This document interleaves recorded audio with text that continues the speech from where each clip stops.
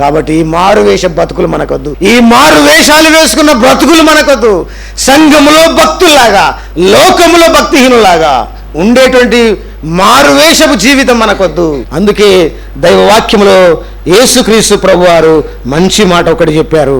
ఆ మాట ఒకసారి చదువుకుందాం. మనం చూసినట్లయితే ఇజ్రాయేల్ రాజు మారువేషం వేసుకుని యుద్ధ రంగంలో ప్రవేశించాడు. దానికి పోవద్దనేమో సేవకుడు చెప్పాడు, ప్రవక్త చెప్పాడు.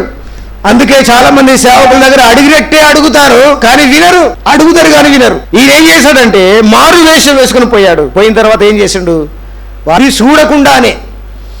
గురి చూడకుండానే ఒక విల్లు తీసి విసిరేశాడంట.